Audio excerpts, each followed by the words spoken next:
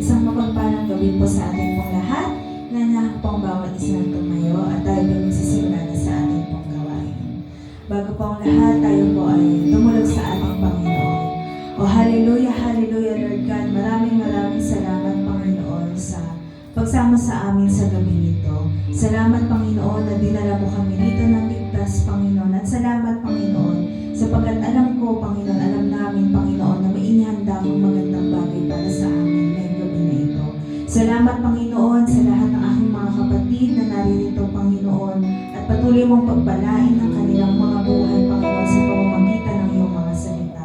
At sa maghahatid ng iyong salita sa gabi na ito, patuloy mo siyang samahan, patuloy mo siyang pagpalain Panginoon at patuloy kang mangusap sa kanya sa kanyang pagsasalita Panginoon. Samahan mo nga Panginoon ang bawat isang tatayo Panginoon sa gabi na ito Panginoon. At maraming salamat Panginoon sa presensya mo sa oras na ito, sa banal mong Espiritu na kasama namin sa oras na ito. At dalangin namin Panginoon, anumang gawa at kilos ng kaaway Panginoon, Lord God, ay hinahadlangan namin sa pangalan ni Jesus, sa pangalan ni Jesus. Ano man ang kanyang plano, ito hindi magtatagumpay Panginoon, sapagkat ikaw ay narito na, ikaw ang aming kasama, at ang katagumpayan ay nasa amin ang Panginoon. Muli Panginoon, ang buong gawain na ito Panginoon ay tanging sa iyo lamang namin tinitiwala Panginoon, at patuloy ka namin tinatangila, patuloy kang itinataas ng aming mga buhay Panginoon. Kaya naman purihin ka, sa iyo ang pinakamataas na papuri, pagdakilan mo sa salamat sa pangalan ni Jesus. Amen.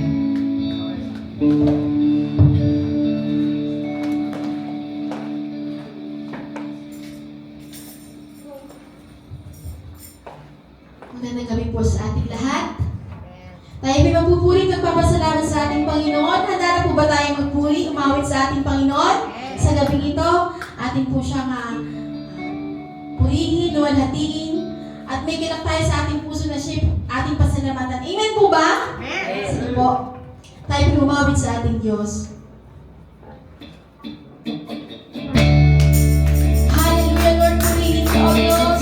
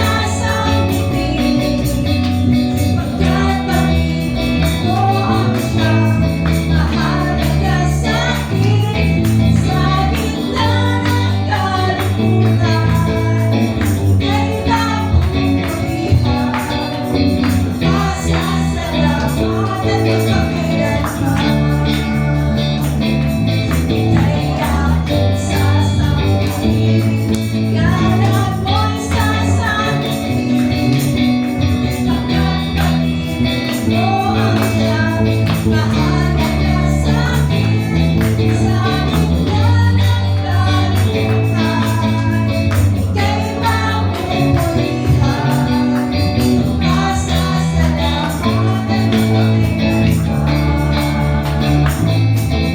kaya sasampahin, ngalan mo'y sasambihin, kapatid mo ang siyang mahalaga sa'kin, sa gitna ng kalimutan, ika'y mapupulihan, masasalamatan mo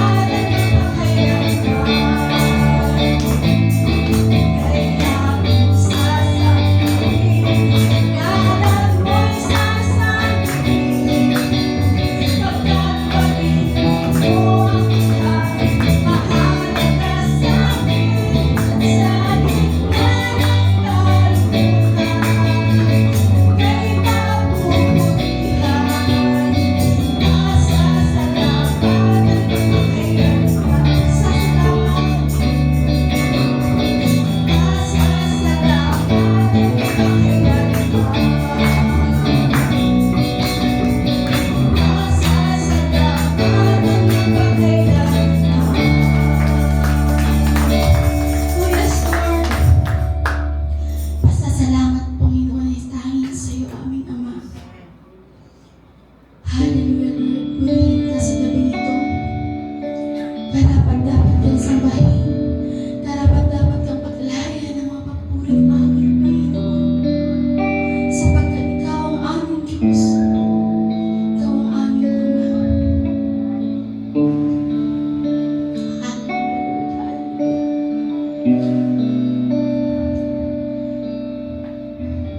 Purihin mo, Diyos.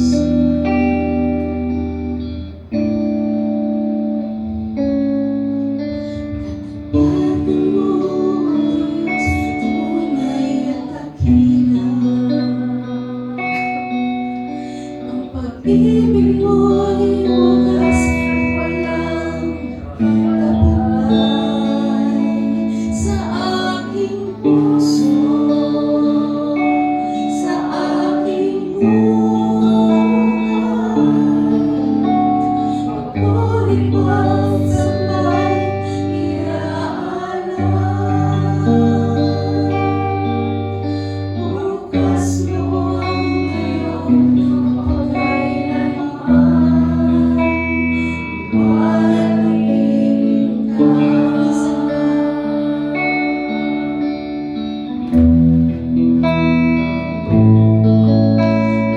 katapanan mo, O Diyos, tunay at dakila. Ang pag-ibig mo'y wagas at walang pagpantay sa aking puso,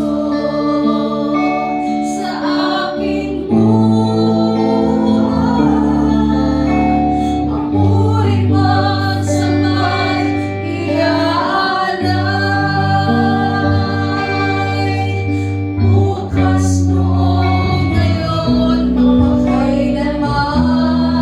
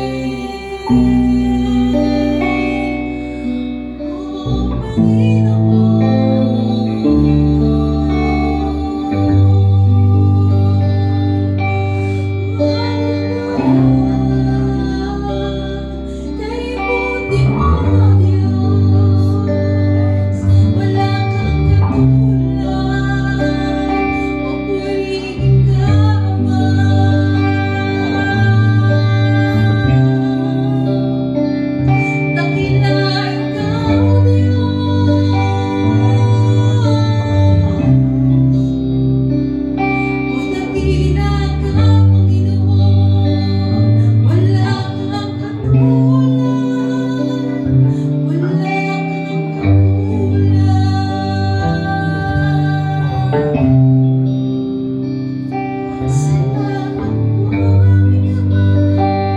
Salamat po aming Ama. Oh, hallelujah. Thank you, Lord. Thank you, Jesus. Salamat, Panginoon, sa gabi ito. Salamat, Lord, sa lahat-lahat na pagkamay mo sa amin, Panginoon. Salamat, Lord, na nandito kami upang ikaw ay sambahin. Ikaw ay aming dakilain, Panginoon. Salamat, Lord, sa buhay, Panginoon, ibinigay mo sa amin sa araw na ito. At salamat, Lord, sa pag-iingat mo rin, Panginoon, sa bawat buhay namin, sa bawat naririto sa araw na ito. Salamat po, Panginoon. Salamat po sa lahat ng kabutihan po sa aming mga buhay. Salamat, Lord, sa pagyakap mo sa amin sa oras ng aming kalungkutan. Naririyan ka, Panginoon, upang kami ay iyong gabayan, upang kami ay iyong palalahanan, Panginoon, sa lahat, Lord. Thank you, Jesus, sa lahat, Lord, na pangyayari, Lord, na ikaw ka nagkasama namin, Panginoon, sa aming buhay, O God. O kaya pinupuri ka namin, dinadakila ka namin, minuluwalhati ka namin, O God. Dahil ikaw lamang ang aming sandigan, Panginoon. Ikaw lamang ang aming gabay, O God. Ikaw lamang ang aming matatakbuhan, Panginoon. Dahil ikaw lamang ang Diyos na tunay nagmamahal sa amin, Lord. Wala na pong iba, O God. Thank you, Jesus. Salamat, Panginoon.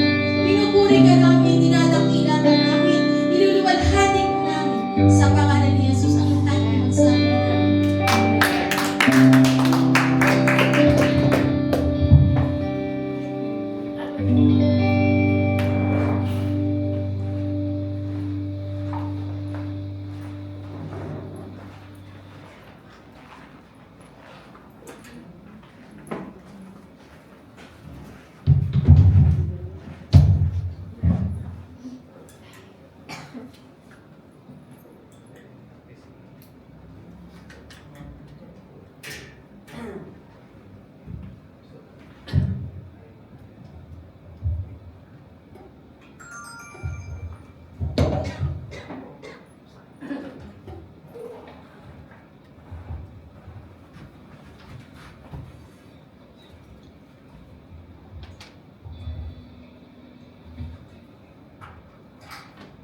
Amen. Praise God. Batiin niyo muna katabi niyo.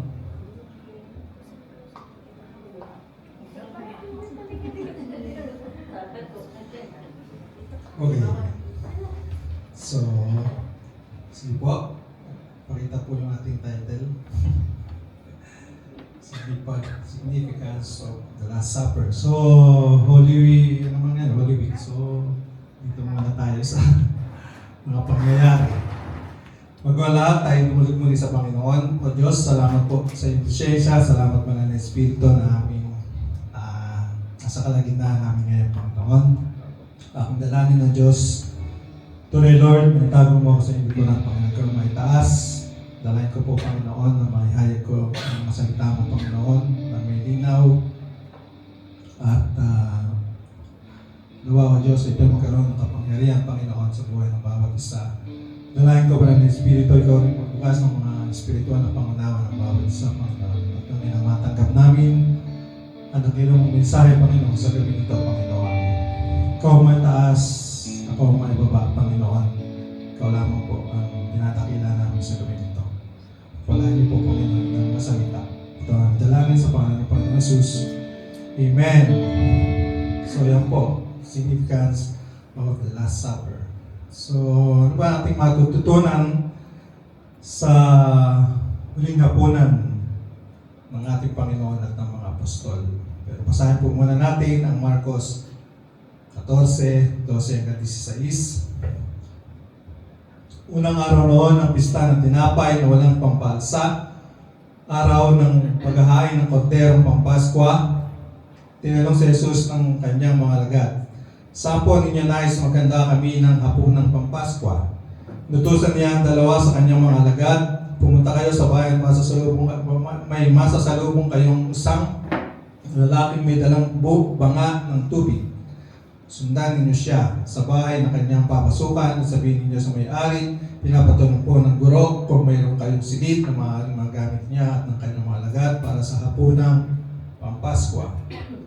At ituturo niya sa inyo ang isang malaking silid sa itaas na mayroon ng kagamitan. Doon kayo maghanda para sa atin. Nagpunta nga sa bayan ng mga alagad at natagpuan nila roon ang lahat gaya ng sinabi ni Jesus sa kanila at inihanda nila ang hapunang Pampaskwa. So ang Last Supper po, mababasa po natin yan sa 4 na Gospels. So iba-iba po sila ng parang explanation o tawag doon, pag-describe sa Last Supper. At ang Last Supper po na ito ay napakahalaga po nito sa Panginoong Jesus. Parang special to sa ating Diyos. Sa Panginoong Jesus. Bakit po kaya ito special? May tatlong bagay po tayo makikita kung bakit po ito special o mahalaga sa Panginoon. At una po ay dahil matagal niyang hinintay na makasalo ang mga alagad sa hapunan para sa araw ng Paskwa. So, araw ng Paskwa, ito po yung Passover meal. At by the way po, ang Paskwa o yung Passover meal ay kasabay po yan ng piyesta ng tinapay na walang lipadura o the unleavened bread. Feast of the unleavened bread. May echo. Feast of the unleavened bread. Unang araw ng Feast of the unleavened bread, dahil 7 araw po yon, and then yung unang araw kasabay po ng Passover. So yun na nga po, bakit ito mahalaga sa Panginoon? Dahil matagal na nitong inintay. Sabi ng Panginoon sa Lucas 22:7-8, sumapit ang pista ng tinapay na walang papaalsa na siyang araw ng pagpatay at paghahandog ng korderong Pampaskwa. Inutusan ni Jesus si Pedro at Juan, lumakad na kayo at ihanda ninyo ang ating hapunang Pampaskwa. Sa Lucas 22:15, sinabi niya sa kanila, matagal ko nang hinahangad na makasalo kayo sa hapunang Pampaskwa na ito bago ako magdusa. So, sabi ng Panginoon, matagal ko na kayo gustong makasalo.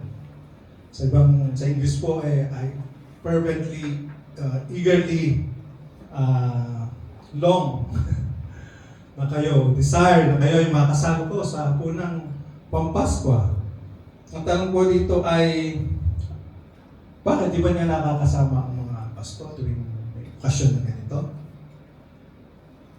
Actually po, di ba, ang ng Panginoon is 3 taon ang kanyang ministeryo, 3 or 3.5 years. At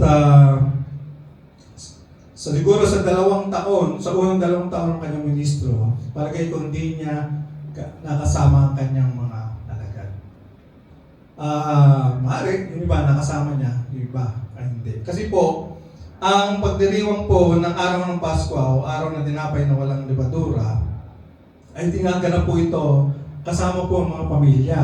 So malamang po yung 2 taon na yun, nung unang 2 ministeryo o 2 taon ng kanyang ministeryo, hindi niya talaga kasama yung mga alagad. At siguro kung oras na dumating yung time na ganito, pupunta sa kanilang pamilya yung mga alagad. At dahil po ito ay isa sa pinakamahalagang pista ng mga Israel, na talagang ginagatid po nila kanilang pamilya.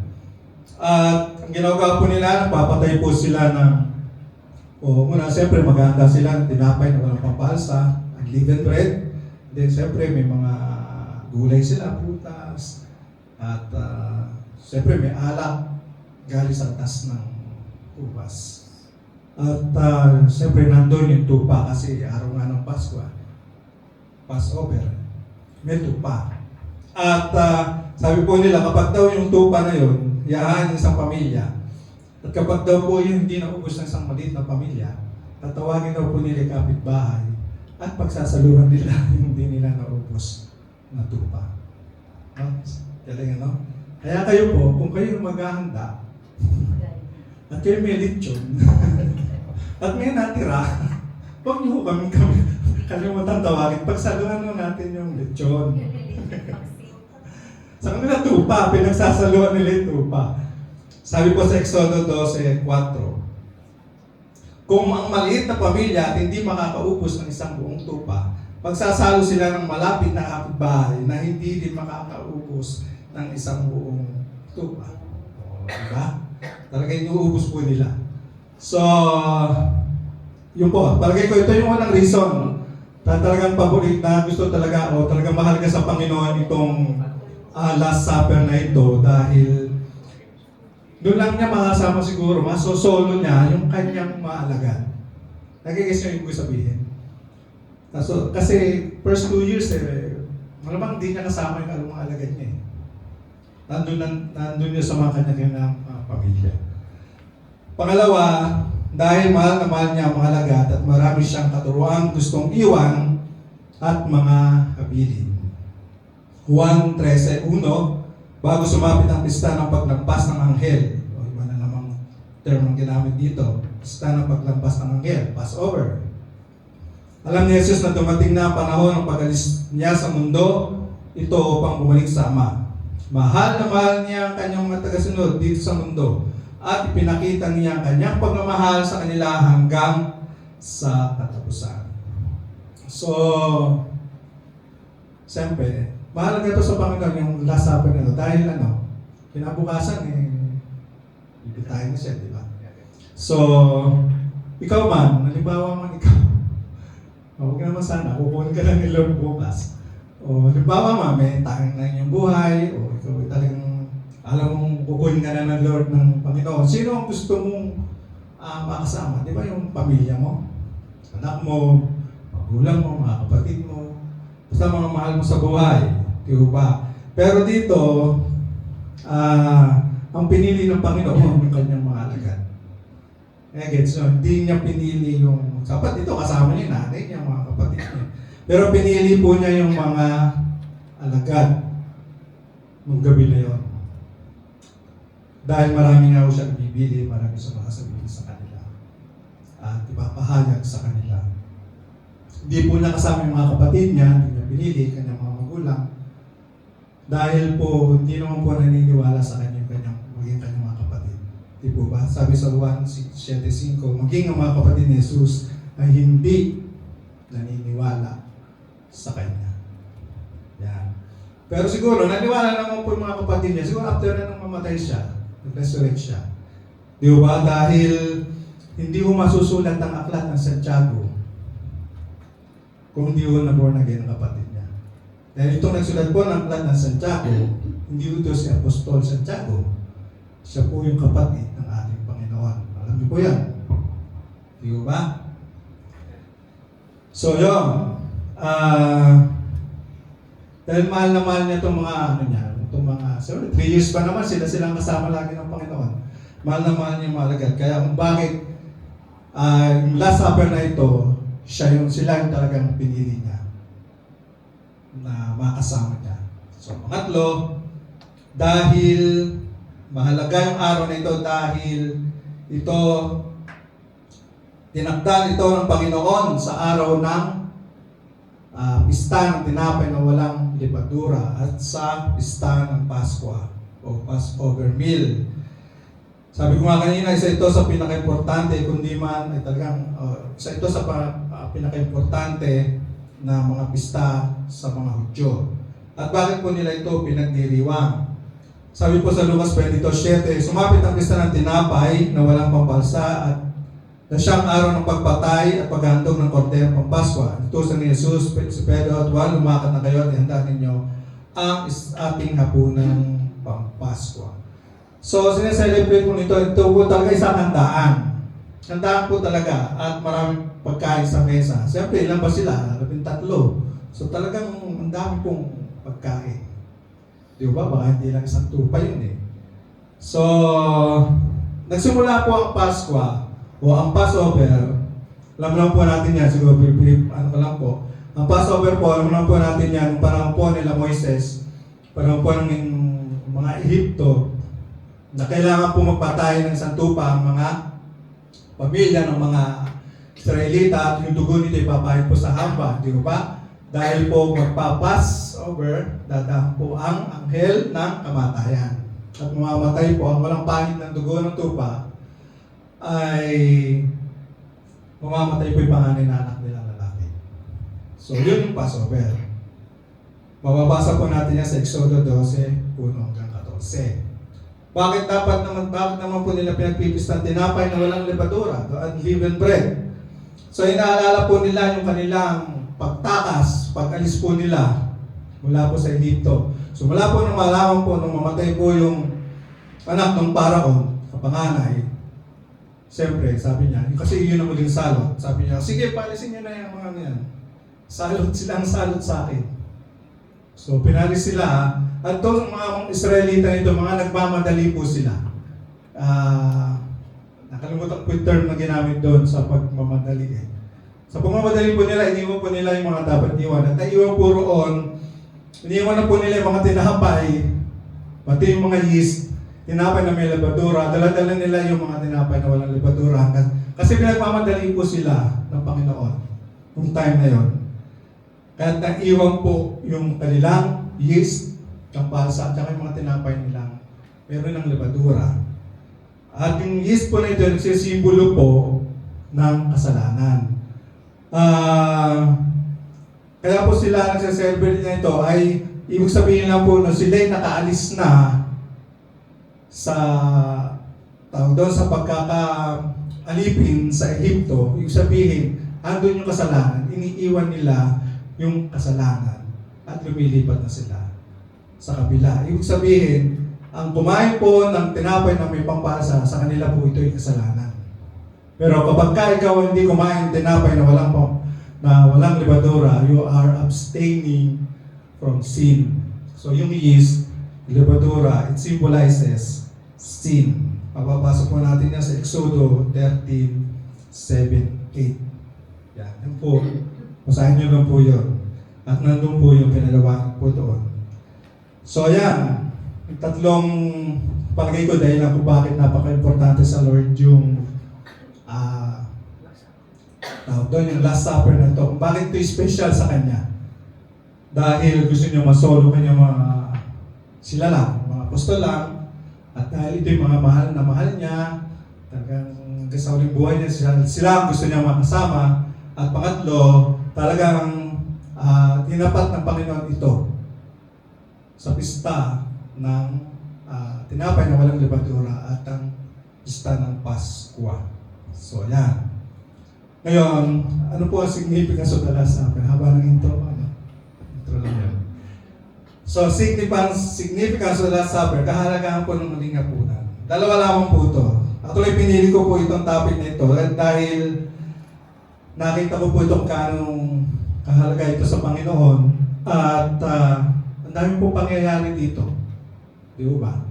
Nandoon sinabi ng Panginoon, yung isa sa inyo ay demonyo at pagkakanulo ako. Yung isa naman, sabi niya sa mga alagad, iiwan ninyo ako at magkakanya-kanya lakad ako, nagmamalaki pa yung isa ako, Lord, hindi, si Pedro. Pero sabi ng Panginoon, pagka itatakwil mo rin ako. At doon din po nangyari yung nagtalo-talo sila kung sino yung pinakatakila sa kanila. So makikita po natin, una pong makikita natin significance of the Last Supper is yung fellowship with the Lord. Sa fellowship with the Lord po na to, ito po kaya napili ko po itong significant. Dahil yung fellowship dito ay napaka-intimate po para sa Panginoon. Kung imagine niyo po talaga na sila lang at masaya ang puso ng Panginoon dahil nasolo niya yung 12 apostol. Dahil talagang last night niya, last na hapunan na niya, mamamatay na siya. At marami po siyang inutos, marami po siyang nahabiling sa mga alagad. At gayon din, para sa atin din po ito. Isa-isay po natin, bibilisan ko lang po. Yung una po, di ba, pagdating po nila, he demonstrated how to serve. Sabi po ng 1:13-14, kung ako ng guro at Panginoon ninyo, inugasan ninyo mga paa, dapat na ganun din ang gawin ninyo sa isa't isa. Ginawa ko ito bilang halimbawa na dapat inyong tularan, kaya gawin din ninyo ang ginawa ko sa inyo. So isa pa ito sa pangyayari bago ang sa time ng Last Supper, di ba, na pag dumating sila doon, ay pinaupo niya ang mga apostol. kumuha ng Diyos ang Panginoon, ang palanggana na may tubig at yung kanyang, ang tawag doon, kanyang tuwalya, tapis. Yun ang pinampunas niya sa paan, kanyang mga isipin yung gano'ng karumi. At pinakita po rito ng Panginoon kung dapat ganito rin daw ang gawin ninyo sa inyong mga kapatid. And this is a kind of humility. Serving one another. Yung sabihin na po, you must accept one another. Kahit naman po ang ugali ng katabi nyo yan. Tanggapin niyo po yan. Kahit po marumi ang iba. Hugasan nyo. Parang paa. So, hindi po. Kahit hindi ang galing, siyempre pag-pray niyo sa Panginoon na siya ang babago yan. Ibig sabihin, accept one another. Caring to one another without selfishness is also serving one another. Mababasa po natin yan sa Elisha 5:13. Tingnan po na ilagay dyan. So yun po. He demonstrated how to serve one another. Number 2, He gave a new command. John 13:34. Kaya isang bagong utos ang binibigay ko sa inyo. Magmahalan kayo kung paano kayo minamahal. Kung kayo minamahal, ganun din dapat ang pagmamahal nyo sa isa't isa. So, love one another kahit hindi siya unlovable. Huwag tayong magtatanim ng galit. Sama ng loob. Dapat magpatawad po tayo sa isa't isa. Learn to forgive because God forgives. Learn to love because God loves. So, yan po sa mga sinabi ng Panginoon doon sa fellowship nila. Pangatlo, sinabi niya, Jesus said He is the only way. Ako ang daan, katotohanan at ang buhay, wala makararating sa Ama kung hindi sa pamamagitan ko. So, di ko na siguro masyadong explain yan. Alam naman natin yan na walang ibang daan kundi ang ating Panginoong Jesus patungo sa Ama. At actually, pito po ito eh.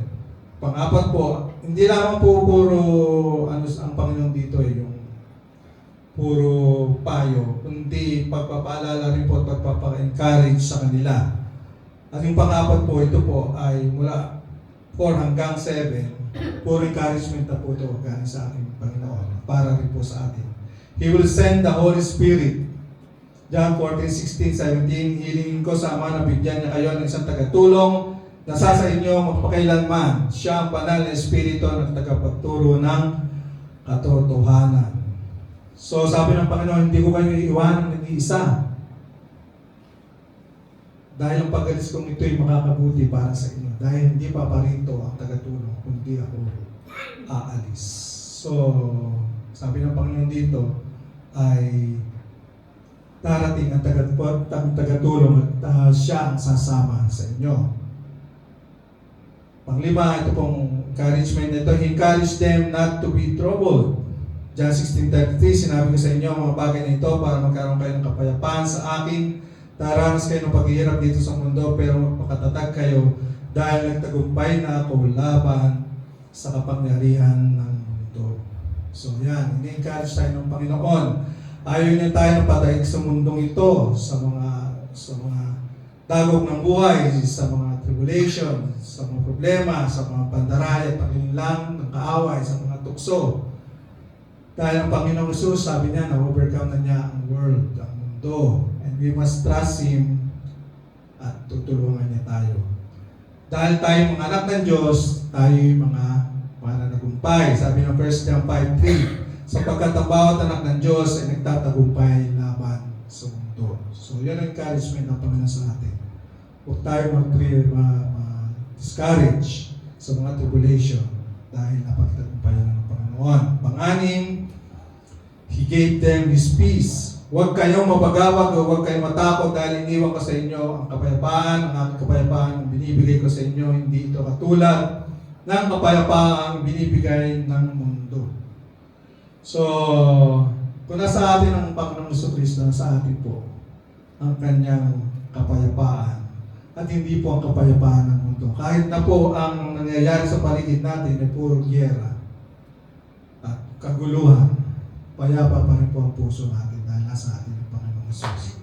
At iingatan po niya yung ating mga puso at isipan sa lahat po ng ito. Sabi po ng Philippians 4:7, ang kapayapaan ng Diyos na hindi kayang maunawaan ng tao ang siyang mag-iingat sa inyong puso at pag-iisip dahil sa inyong pakikipag-isa kay Kristo. Yan daw po mag-iingat sa ating puso at isip. Nalagay ko ba yan? Hindi pala. Mag-iingat sa inyong puso at pag-iisip nung kapayapaan po ng ating Panginoong Jesus. At pang-pito, He assured them of the future. John 14:1-2, sinabi ni Jesus sa kanila, huwag kayong mabagabag, magtiwala kayo sa Diyos, magtiwala rin kayo sa akin. Sa tahanan ng aking Ama ay maraming silid. Pupunta ko roon para ipaghanda ko kayo ng lugar. Hindi ko ito sasabihin kung hindi ito totoo.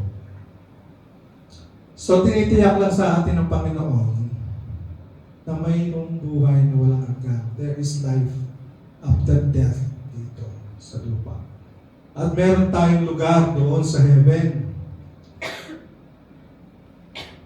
At yun ay eternal life with God. So sabi nga ng Panginoon, hindi ko ito sasabihin sa inyo kung hindi ito totoo. Nagdidiinan ng Panginoon yun. Kasi kung hindi na totoo, lalabas na sinungaling ang ating Panginoon.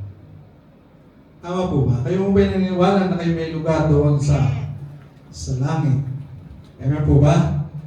So, magalak daw tayo, sabi niya. Huwag kayong mabagabag, tiwala kayo. Yan. Dahil may lugar tayo doon sa langit. Kanya-kanya tayong silid. So, lahat ng ito, sinabi ng Panginoon sa fellowship nilang yun.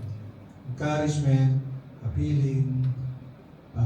Siyempre, pag in-imagine ko po yung Last Supper na ito, hindi naman talaga. May times siguro na may seryoso, no? Talaga seryoso. Pero may time naman talaga nagtatawanan sila. Kasi celebration yan eh. Pero may time talagang seryoso. Tuturo na ang Panginoon. So, yung unang significance, fellowship with the Lord. Pangalawang nakita ko is the importance of communion or the breaking of the bread. Ang huling kapunan ni Lord ay sadya niyang tinapat sa Feast of Unleavened Bread and the Passover. Bakit po?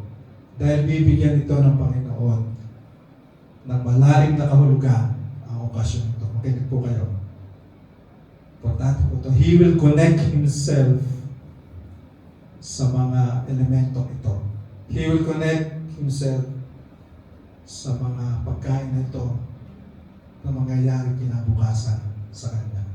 Ang tinapay na walang lebadura represents the body of Christ. His body that has no sin. Sabi ko sa inyo, ang lebadura is a sign or a symbol of sin. At sinabi ng Panginoon, ito ang aking katawan na binibigay sa inyo. Ibig sabihin, katawan na walang kasalanan. Jesus the bread of life without sin.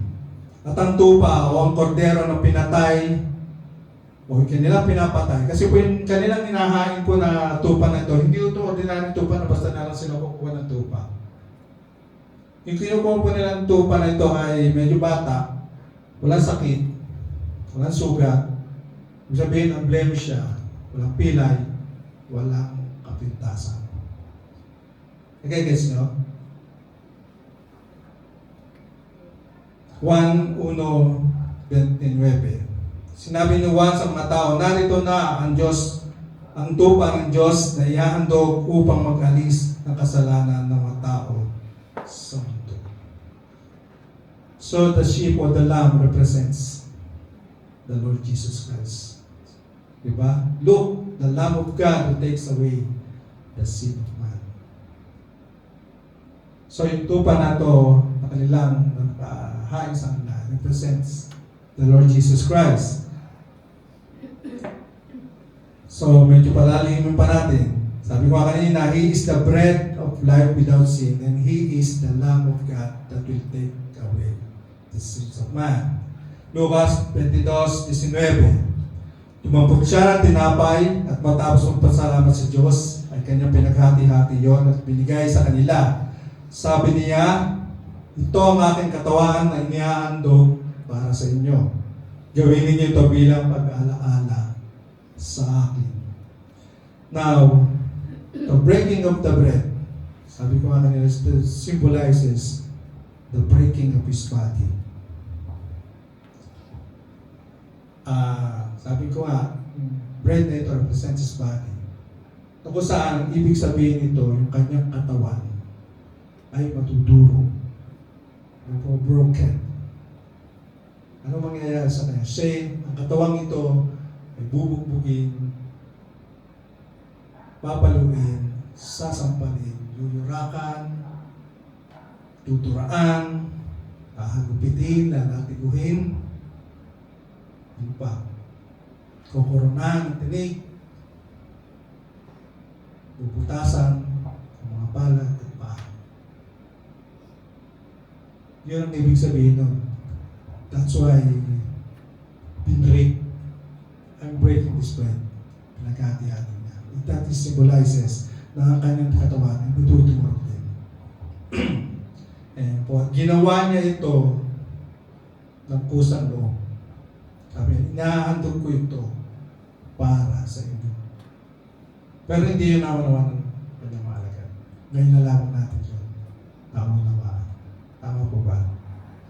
Sabi po sa Lucas 22:20, ngayon din naman tumapot siya ng kopa pagkatapos ng kapon at sinabi, ang kopang ito ang bagong tipan ng Diyos na pinagtibay ng aking dugo. Ang aking dugo ay mabubuhos alang-alang sa inyo. Pero binanggit po dyan ang bagong tipan ng Diyos na pinagtibay ng aking dugo. Ano mo ba yung Old Covenant o ang lumang tipan binabanggit?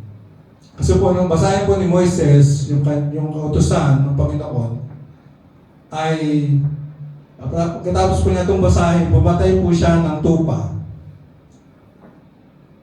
sa kordero. At yung dugo po nito winisit doon sa kautusan. At ito ang nagsisilbing seal, selyo, na sagrado ang batas na binigay ng Panginoon. Mababasa po natin sa Hebreo 9. At taon-taon po ginagawa po ito ng mga Pariseo, di ba? Naghahanap sila ng tupa at yung dugo nito ay biniusik nila doon sa paligid. Taon-taon po yan, pero si Kristo minsan lamang po niya ito ginawa. At iyon ay sapat-sapat na. Hebreo 9:25. Ang punong pari ng mga Hudyo ay pumapasok sa pinakabanal na lugar bawat taon na may dalang dugo ng hayop. Ngunit si Kristo ay minsan lamang maghandog ng kanyang sarili at hindi na niya ito inuulit-ulit pa. Sabi niya, do it in remembrance of me. Gawin daw ninyo ito bilang pag-alaala sa akin. Kaya di ba tayo gagawa tayo ng communion monthly? So, ano yung iniaalala po natin ng Panginoon. Kaya nga po, talaga pag communion, binibigyan galang po natin. Naalala ko po nung ako'y Catholic. Di ba? Catholic. Kaya kayo pupunta sa pare, lalabas mong ginagawa. Kasi alam, makatawa ni Kristo, susubuhan ka ng hostya. Diba? Tapos pagbalik mo doon, parang banal-banal mo, no? At ako noon, minsan nalulungkot ako dahil lalo pag Holy Week na ganyan, hindi ko patay si Kristo. So, hindi po yun ang ibig sabihin, do it in remembrance of me. Hindi po yung nagko-communion tayo na meron ditong funeral service ng Panginoong Jesus ay namatay, patay. Namatay siya, pero muli siya nabuhay. At hindi natin siya inaalala, tapos nalulungkot lang tayo. Hindi po dapat tayo malungkot, dapat po tayo nagkagala. Pag tayo po nag-take ng communion, do it in remembrance of me. May kasama po itong pasasalamat, pagkalang at pagmamahal po sa ating Diyos. Amen? Hindi po natin inaalala ang Panginoon na patay siya. Naalala po natin na namatay siya. Pero habang buhay, pero mabubuhay siya ng pagkailanman. Nagigas niyo po yung kung sabihin. So, yun po. Tapos na po ako. At ang Panginoon po ay sabi niya sa Lucas 22:16, sinasabi ko sa inyo, hindi na ako muli kakain ito hanggang sa ito'y maganap sa kaharian ng Diyos. Sinasabi ko sa inyo, mula ngayon, hindi na ako iinom nitong katas ng ubas hanggang sa pagdating ng kaharian ng Diyos. Alam niyo po, Sinasabi po dito hanggang sa pagdating ng kaharian ng Diyos. Doon po yun sa langit. Alam niyo po, sa kaharian ng langit, pag tayo nandoon, ay meron pong malaking piging. Ang daan.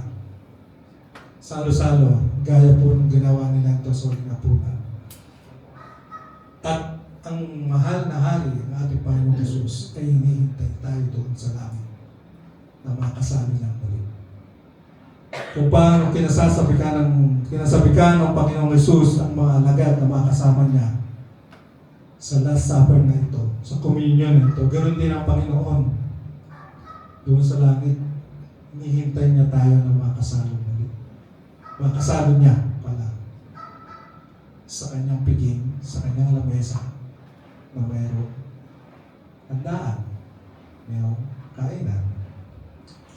Ang tanong tayo po ba ay nananabig din po sa ating Panginoon sa pangyayari nito?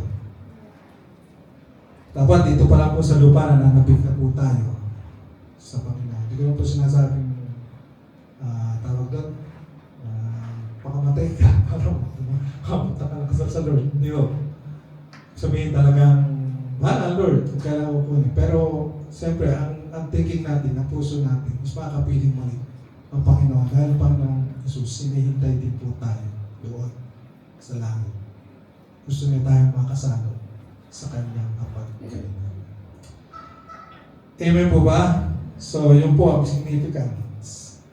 We should have an intimate fellowship with God and always remember po ang ginawa ng Panginoon Jesus doon sa krus para po sa ating lahat. Sige po, tayo po manalangin. Panginoon o Diyos, salamat po muli sa inyong mga salita. Salamat po, Panginoon o Diyos, sa iyong binigay na katuruan sa aming Panginoon. Dagdag na kaalaman, dagdag na karunungan, at dagdag na kalakasan spiritual sa aming Panginoon. Dalayan ko po, O Lord, na ang aming mga narinig na ito, na natutunan na ito, Panginoon, ay aming sa pumuhay. Banal na Espiritu, sabi mo po, ikaw po ang sabi po ng Panginoong Jesus na ikaw ang magpapaalala ng lahat ng mga tinuturo mo sa amin. Kaya nga po, Lord, in times na kailangan namin ng salita mo, ang mga salita ito, Panginoon, nawa o Diyos, paalala mo ito sa amin, Panginoon, sa time na kailangan namin ito. Salamat po, Panginoon, sa aking mga kapatid na ito, sa mga nasa bahay, Panginoon, na nakikinig, nag-ibisay sa gabi ito. Pagpalaan niyo po ang buhay ng bawat isa, Panginoon. Salamat po, Lord, sa kanunungan binigay mo ng bawat isa sa amin. Lord, purihin ka, nakilain ka, Panginoon, sa gabi ito, sa lahat ng mga tinuro sa amin. Purihin ka, pagkailaman sa pangalan po ng Panginoong Jesus. Amen. Yes.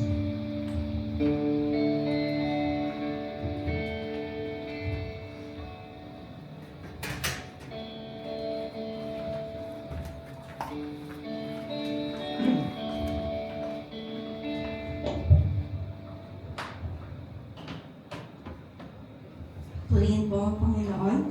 So, napakaganda po ng mensahe natin ngayong gabi, di ba po? Sabi po, significance of Last Supper. Ibig sabihin ng significance, ano daw po yung kahalagahan ng Last Supper na yun. So, ito po pala yung parang halimbawa ng ano kaya yung pakiramdam kapag alam mo kung kailan ka mamamatay. Di ba po si Jesus, ganun yung sitwasyon niya eh. Pero sa kanya, bukod sa alam niya kung kailan siya mamamatay, alam niya kung paano siya mamamatay at kung sino yung mga magiging way, magiging paraan para mamatay siya. So, kaya siya naging special sa yung huling hapag na to, yung pagkain nila na to. Sapagkat, alam mo na halimbawa po kung tayo nasa sitwasyon na yun, alam mo na papatayin ka, magiging way yung tao na to para mamatay ka. Siya yung magsusumbong sa mga kalaban mo para ikaw ay mamatay. Kaayain mo ba siya, kakain tayo sa Chodoricos, kakain tayo sa Samgyupsal. Parang itindilit niya pa yung mga taong to, di ba? Kahit na ganun, alam niya na ganun pala kasama yung gagawin ng mga ito sa kanya. Kahit na wala naman siyang ibang ginawa sa mga taong to, kundi mahalin lang sila, ingatan lang sila, bigyan lang sila ng pag-asa, baguhin lang yung buhay nila. Di ba po? Ganun ang iginanti ng Panginoon sa kanila. At sabi po kanina, di ba?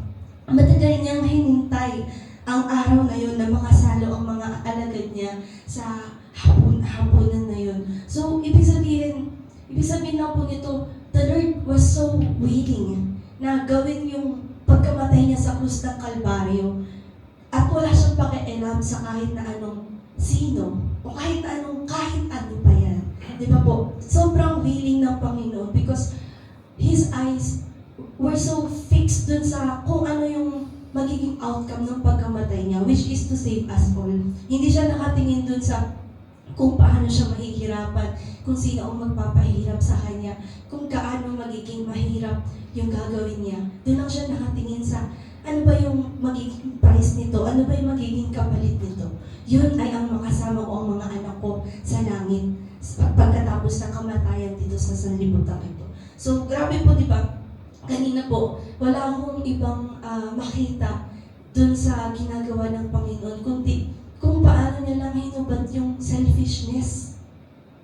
Di ba po, sa buong pagkakataon na nabubuhay siya dito sa sanlibutan, wala tayong kahit katiting na makita ang selfishness sa Panginoong Jesus. Kasi, tingnan niyo, kagaya ng sinabi ko kanina, sinamahan niya pang kumain yung mga tatraidor sa kanya. Tapos sila pa yung pinagsabihan niya ng bago niyang mga pag-uutos. Ibig sabihin, nandun pa rin yung pagtitiwala niya at na gagamitin ko pa rin yung mga alagad ko na to. Tapos sila pa yung sinabihan niya na maliligtas kayo sa pamamagitan ko. Alam niyo po yan, parang isang sikreto yun eh. Kumbaga, napakasarap sa pakiramdam na ikaw ay maligtas. Tapos pagkatapos ka traidorin ng isang tao, sasabihin mo pa sa kanya yung way para maligtas pa rin siya. Di ba po? Sobrang selfish, unselfish ng Panginoon. Sobrang selfless ng ating Panginoon. Ano bang ginawa ng Panginoong Jesus? Ibinigay niya sa atin ang Holy Spirit, ipinangako niya na hindi niya tayo pababayaan. In-encourage niya tayo na hindi tayo mahihirapan dito ng sobra-sobra, hindi niya tayo pababayaan. Binigyan niya tayo ng kapayapaan. And He assured us of the future. Diba po, sa kabila ng lahat, yun ang iginanti sa atin ng Panginoon. Puro pagmamahal lamang. And He was always willing to do it. Sabi po nung iba, di ba, siguro nabasa niyo po sa Facebook, minsan daw po pag tayo nagkakasala, gumagawa tayo ng mali. Lalo na kung ito ay aware tayo na mali yun, aware tayo na hindi yun ikalulugod ng Panginoon. Para daw pong ipinapako natin muli ang Panginoong Jesus dun sa may krus ng Kalbaryo. And siguro po, ang Panginoong Jesus, He is still willing na magpapako pa rin sa krus ng Kalbaryo kahit na ginagawa natin ng mga bagay na, di ba? Ganun po kalawak ang pagmamahal niya. At sana po ngayon ay alalahanin po natin, sariwain po natin yung pagkamatay niya dun sa krus ng Kalbaryo para makita natin na grabe, sobrang mahal ako ng Panginoong Jesus para magpakain lang ako sa lungkot dito sa buhay, para lang magpadala ako sa mga problema dito sa buhay. Di ba po, kapag na-realize mo kung paano ingatan ng Panginoong Jesus. Dahil lang sa pagmamahal niya, kaya siya nabuhay dito sa lupa, maging isang karpenter, tapos doon sa langit, isa siyang prinsipe. Di ba po, sino tayo? Ano tayo? Anong ginawa nating mabuti sa Kanya noon bago niya, para maisip niya yung mga bagay na yun at gawin niya para sa atin. Di ba po ba? So sariwain natin ang pag-ibig ng Diyos sa atin. Sabi po sa John 13 verse 1, having loved His own who were in the world, He loved them to the end. Sa Tagalog po sabi, inibig niya ang mga sa Kanya na nasa sanlibutan ito. Inibig niya sila hanggang sa wakas. Sinabi po ito ng Panginoon habang hinuhugasan niya po yung mga paa ng mga alagad. Tapos, alam niyo po ba, ang ibig sabihin pala nun ay parang soul. Hinuhugasan ng Panginoon ang soul natin. So, at yung pagkamatay niya sa krus ng Kalbaryo, di ba po yun din ang ginawa niya, yun din ang ibig sabihin nun. Yung pagtigis ng dugo niya dun sa krus ng Kalbaryo, hinugasan niya din ang ating mga kaluluwa. Tayo ay malinis na, tayo ay malaya ng makalapit sa Panginoon. So, alalahanin po natin ang pag-ibig na yun ng ating Panginoon. Ibahagi po natin ito sa ating mga kapatid, sa pamilya po natin, sa mga anak po natin, sapagkat di natin nalalaman kung ano ang tingin nila sa kanilang mga sarili. Baka po, kapag nakita nila kung gaano sila kahalaga sa paningin ng Panginoon, kung gaano sila kamahal ng Panginoon, matutunan din po nilang pahalagahan at mahalin ang kanilang mga sarili. Sige po, tayo po lahat ay saglit tayo mo pumikit. At purihin po natin ang Panginoon. O hallelujah, hallelujah, dakila ko, Diyos Ama. Lord, salamat sa iyo, Panginoon. Tunay na ikaw ang aming hari. Nadakila sa lahat, Panginoon, ang pag-ibig mo na ipinakita mo doon sa krus ng Kalbaryo ay hindi natapos, Panginoon, sa panahong yun, kundi maging hanggang ngayon, Lord God, ay nararamdaman namin ito, Panginoon. Nararamdaman namin ang iyong pagliligtas, Panginoon, ang iyong paglilinis sa amin, ang iyong pilit na pagyakap sa amin, Panginoon. Lord, salamat, Panginoon. At inalis mo ang harang sa pagitan natin, Panginoon. Malaya kaming tumawag sa iyo, malaya kaming tawagin kang Ama, Panginoon. Lord, marami pong salamat. Ang lahat ng bagay na to ay naging magaan dahil lamang sa pag-ibig mo, Panginoon. Lord, hindi kami karapat-dapat, Ama, ngunit salamat, Panginoon, sapagkat ginawa mo ang lahat ng bagay ng iyon ng walang kapalit, Panginoon, na walang hinihintay na kahit anong wala sa amin. Ginawa mo ang lahat ng iyon dahil lang gusto mo kaming makasama, makapiling, Panginoon. Kaya salamat, Panginoon. Lord, we pray, Lord God, during this season, Lord God, nawa ay maunawaan ng iyong mga anak ang tunay na kahulugan ng pagkamatay mo doon sa krus ng Kalbaryo, Panginoon. At sa tuwi-tuwi na, Panginoon, maalala namin to kahit hindi Lenten, Panginoon, Lord God, kahit hindi Semana Santa, Panginoon, kundi sa puso namin, lagi namin bitbitin na kami mahal ni Kristo, kami mahal ng aming Panginoong Jesus. Kaya kami, Lord God, ay kikilos, Panginoon, mamumuhay na para kay Kristo lamang, Panginoon. Lord, maraming pong salamat sa iyong dugo, Panginoon. Maraming pong salamat, Panginoon. Tunay kang dakila, Panginoon. Pinupuri ka namin, Panginoon, Lord God, at tinataas namin ang iyong banal na pangalan. Sa pangalan ni Jesus, Amen. Muli po ang ating Panginoon.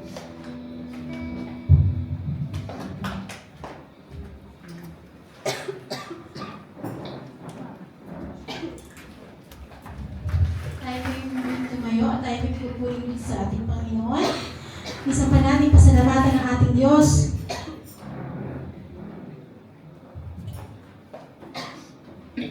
Hallelujah, Lord. Purihin ka, Ama.